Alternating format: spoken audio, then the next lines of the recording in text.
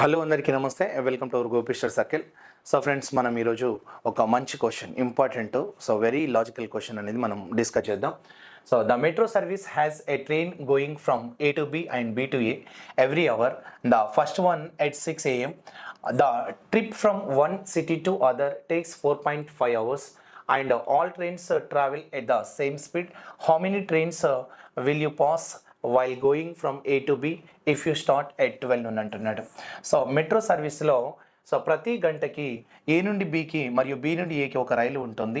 మొదటిది 6 గంటలకి ఒక నగరం నుండి మరొక నగరానికి ప్రయాణానికి 4.5 గంటల సమయం పడుతుంది మరియు అన్ని రైళ్లు ఒకే వేగంతో ప్రయాణిస్తాయి.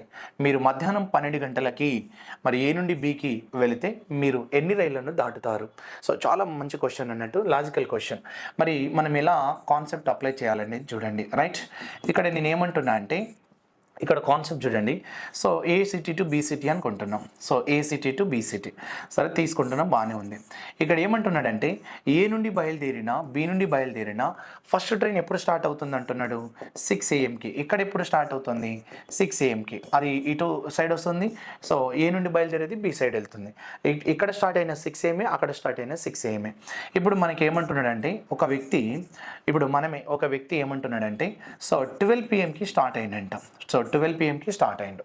మరి 12 PM స్టార్ట్ అయితే మరి మూవ్ అవుతూ ఉంటే అతనికి ఎదురుగా ఎన్ని రైళ్ళు మరి క్రాస్ చేస్తాయి అనేది క్వశ్చన్. అప్పుడు మనం ఏం చేస్తున్నాం, మరి ఇతను ఏ టు బి వెళ్తున్నాడు అన్నప్పుడు మనం ఇటు సైడ్ తీసుకోకుండా 6 AM అటు సైడ్ స్టార్ట్ అయిన ట్రైన్ని తీసుకుందాం. అటు నుండి స్టార్ట్ అయితే సపోజ్ ఇప్పుడు మనకి ఎన్ని గంటలు పడుతుంది? ఏ టు బికి వెళ్ళడానికైనా బి టు ఏకి వెళ్ళడానికైనా సో 4.5 గంటల టైం పడుతుంది అన్నాడు. అప్పుడు 4.5 గంటలు అంటే 6 + 4.5 అంటే ఇక్కడ ఎప్పుడు టైం చేరుకుంటుంది? సో 10:30 AM రీచ్ అవుతుంది. సో ఒక ట్రైన్ ఎప్పుడు రీచ్ అవుతుంది? అక్కడ 6 AM బయలుదేరితే ఇక్కడ 10:30 AM రీచ్ అవుతుంది. మరి ఈ వ్యక్తి ఎప్పుడు స్టార్ట్ అవుతున్నాడు? 12. మరి ఇతనికంటే ముందే కదా రీచ్ అయిపోయింది. అప్పుడు ఈ ట్రైన్ అనేది కలవదు అని అర్థం. సో క్రాస్ అవ్వదు. మరి ఈ వ్యక్తి ఎప్పుడు చేరుకుంటాడు?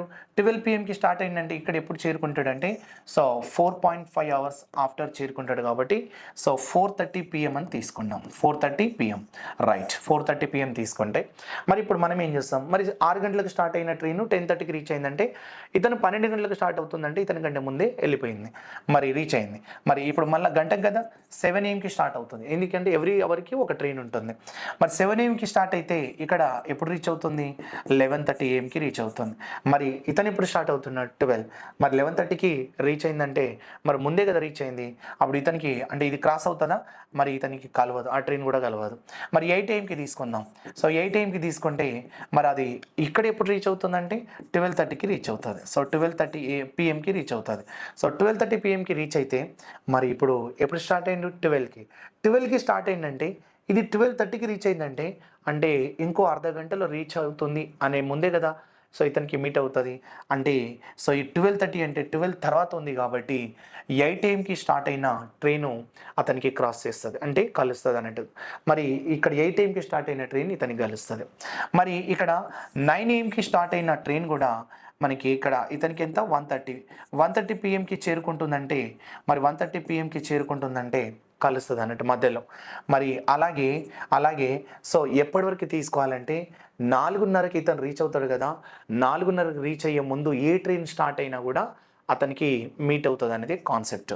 అప్పుడు సో 10 AM కానీ అలాగే 11 AM కానీ అలాగే నెక్స్ట్ సో 12 PM కానీ 12 PM కానీ 1 PM కానీ అలాగే నెక్స్ట్ వన్ తీసుకుంటే సో 2 PM కానీ నెక్స్ట్ 3 PM కానీ నెక్స్ట్ 4 PM కానీ నెక్స్ట్ 5 PM అవుతుందా? 5 PM ఉండదు. ఎందుకు? 5 గంటలకు స్టార్ట్ అయిందంటే ఇతను ఆల్రెడీ 4:30కే కదా రీచ్ అవుతాడు. అప్పుడు ఈ ట్రైన్ కూడా అతనికి మీట్ అవ్వదు. 5 PM కాదు, అంటే 4కి స్టార్ట్ అవుతుంది. మరి 4కి ఇక్కడ స్టార్ట్ అయిందనుకో, ఇగో ఈ లాస్ట్ చూడండి, 4కి స్టార్ట్ అయిందనుకో ఇక్కడ ఎప్పుడైనా రీచ్ అవ్వచ్చు, కానీ అతనికి అయితే క్రాస్ అవుతుంది. 4కి స్టార్ట్ అయిందంటే ఇతను 4:30కి కదా రీచ్ అవుతాడు, అంటే ఇంకో అర్ధ గంటలో రీచ్ అవుతుందనగా ఆ ట్రైన్ మొదలవుతుందంటే కలుస్తుంది. అప్పుడు 4 PMకి కలుస్తుంది, 3 PM, 2 PM, 1 PM అన్నట్టు. అంటే ఆ మధ్యలో ఇక్కడ 4:30 బిఫోర్లో స్టార్ట్ అయిన సో ట్రైన్ అన్నీ ఇక్కడ 4 o'clock వరకు స్టార్ట్ అయిన ట్రైన్లన్నీ అతనికి క్రాస్ చేస్తాయి, దాటుతాయి అన్నట్టు. అప్పుడు ఇక్కడ మనకి 8 AM తీసుకుంటే 12:30 అన్నాడు కాబట్టి ఇది రైట్. ముందు 2 కలిస్తే కలవవు. అంటే సో ఇక్కడ 1 1 2 3 సో 4 ఇక 5 6, 7, 8, 9 మొత్తం ఎన్ని రైళ్ళు అంటే 9 ట్రైన్స్ అతను క్రాస్ చేస్తాడనేది ఆన్సర్ అవుతుంది. సో ఇక్కడ 9 రైళ్ళు అంటే ఇలా మనం దాన్ని క్యాలిక్యులేషన్ అనేది తీసుకోవాలి. వెరీ ఇంపార్టెంట్ అన్నట్టు. సో ఈ రకంగా కొన్ని లాజికల్ క్వెషన్ అడుగుతాడు కాబట్టి ఏది కొత్త రకం ఉన్నా కూడా సో ఏదైనా డిఫరెంట్ క్వెషన్ ఉంది అంటే మీకు ఎక్స్ప్లెయిన్ చేయడానికే ట్రై చేస్తా. ప్రతి ఒక్కరూ వీడియోస్ ఇచ్చే వాళ్ళు మీరు కామెంట్ చేయండి, దానికి సంబంధించిన మీరు లైక్ కూడా చేయాలి.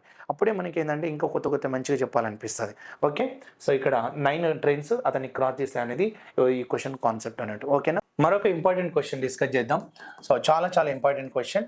2 people started simultaneously towards each other from A and B, which are 60 kilometers apart. They met 5 hours later. After their meetings, the first person who traveled from A to B so decreased his speed by 1.5 km per hour. The other person who traveled from B to A increased his speed by 1.5 kilometers. The first person is known to arrive at B 2.5 hours earlier than the second person arrived at E. Find the initial speed of the first person. So ఇద్దరు వ్యక్తులు 60 కిలోమీటర్ల దూరంలో ఉన్న so ఏ మరియు B నుండి ఒకేసారి ఒకరి వైపు మరొకరు ప్రారంభించారు. వారు 5 గంటల తర్వాత కలిశారు. వారి సమావేశం తర్వాత ఏ నుండి బికి ప్రయాణించిన మొదటి వ్యక్తి తన వేగాన్ని 1.5 కిలోమీటర్లు తగ్గించుకున్నాడు. బి నుండి ఏకి ప్రయాణించిన మరొక వ్యక్తి తన వేగాన్ని 1.5 కిలోమీటర్ పెంచుకున్నాడు. మొదటి వ్యక్తి రెండో వ్యక్తి ఏ చేరుకోవడం కంటే 2.5 గంటల ముందు చేరుకున్నాడని తెలుసు. మరి మొదటి వ్యక్తి ప్రారంభ వేగాన్ని కనుగొనండి అనేది క్వశ్చన్. చాలా ఇంపార్టెంట్ క్వశ్చన్. ఇది కాన్సెప్ట్ అన్నట్టు, రైట్. సో ఇక్కడ మనం తీసుకోవాల్సి వస్తే 2 people అన్నాడు ఇక్కడ. సో ఏ మరియు బి నుండి ఒకేసారి అంటే ఇది ఏ అయితే ఇది బి అయితే మరి ఇక్కడ తీసుకోవాల్సి వస్తే 60 కిలోమీటర్స్ అనేది సో రెండింటి మధ్య డిస్టెన్స్. మరి ఇక్కడ ఏమంటున్నాడంటే 5 గంటల తర్వాత మీట్ అవుతారంట. సో 5 hours అలాగే ఇక్కడ 5 hours 5 గంటల తర్వాత మీట్ అవుతారని చెప్తున్నాడు. సో మొదటి పర్సన్ అలాగే రెండో పర్సన్. మరి ఇక్కడ ఎప్పుడైతే మీట్ అవుతారో మీట్ అయిన తర్వాత ఇతను రెండో వ్యక్తి స్పీడ్ ఎంత అంటే తన స్పీడ్ ఎంతైతే ఉందో దానికి 1.5 పెరిగింది. సో మొదటి వ్యక్తి స్పీడ్ కలిసిన తర్వాత ముందు కాదు, ఫస్ట్ ఎస్ స్పీడ్ ఉంటుంది, తన యొక్క స్పీడ్ తనకు ఉంటుంది. అప్పుడు రెండో వ్యక్తి స్పీడ్ ఎంత అవుతుందంటే ఎస్లకి వెళ్ళి 1.5 తగ్గిస్తాడు అన్నట్టు. సో ఈ రకంగా జరిగింది. ఇతనికి 1.5 తగ్గుతుంది, ఇతనికి 1.5 పెరుగుతుంది స్పీడ్. 5 గంటల తర్వాత మాత్రం కలిసిన తర్వాత సో ఆఫ్టర్ మీట్ అన్నట్టు ఇక్కడ ఆ రకంగా కలిసిన తర్వాత స్పీడ్ తగ్గుతుంది, స్పీడ్ పెరుగుతుంది. అప్పుడు ఈ రెండో వ్యక్తి ఏకి చేరే ముందు సో ఎంతైతే టైం ఉంటుందో ఈ టైం కంటే 2.5 గంటలు సో తక్కువ సమయంలో చేరుకుంటాడు అనేది క్వశ్చన్ ఇచ్చాను. ఇప్పుడు నేనేం చేయబోతున్నా అంటే సింపుల్ లాజిక్ అన్నట్టు. సో ఇక్కడ వాడు రెండు ఆపోజిట్లో వస్తున్నారంటే S1 + S2 కదా ఇద్దరిది స్పీడ్ అంటాం కదా. సో ఇతనిది S2 ఇతనిది S1 అనుకుంటున్నాం. మరి రెండు స్పీడ్లు కలిస్తేనే కదా 5 గంటల తర్వాత కలిసిరు.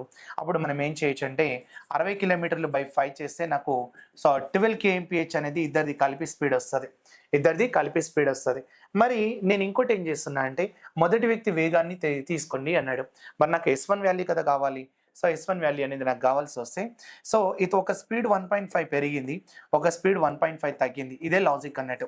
అప్పుడు 1.5 పెరిగింది 1.5 తగ్గిందంటే డిఫరెన్స్ ఎంత అండి? ప్లస్ మైనస్ ఉంటే సో 3 డిఫరెన్స్ వస్తుంది. S1 - S2 తీసుకుంటే 3 kmph అని తీసుకోవాలి. ఓకే, అది మన లాజిక్ అన్నట్టు. అదొకటి మీరు అబ్జర్వ్ చేయాలి. అప్పుడు S1 + S2గా తీసుకుంటే నాకు 12 ఉంటుంది. అలాగే S1 - S2గా తీసుకుంటే నాకు 3 వస్తుంది. మరి నాకు S1 S2 మైనస్ S2 అనేది పాజిటివ్ నెగటివ్ క్యాన్సిల్ అయితే సో 2S1 = నాకు 15 వస్తుంది. అప్పుడు నాకు S1 ఎంత అంటే సో 15/2 ఎంత అంటే 7.5 kmph అనేది నా ఆన్సర్ వస్తుంది. అంటే ఈ చిన్న లాజిక్ అప్లై చేసుకుంటే ఈ 2.5 గంటలు బిఫోర్ కానీ సో స్పీడ్ పెరిగింది తగ్గిందని అనకుండా మనం ఇలా సో ఇక్కడ తీసుకుంటే థర్డ్ ఆప్షన్ అనేది 7.5 km/h అనేది ఫస్ట్ పర్సన్ స్పీడ్ అవుతుందని చెప్పాలి. ఓకేనా.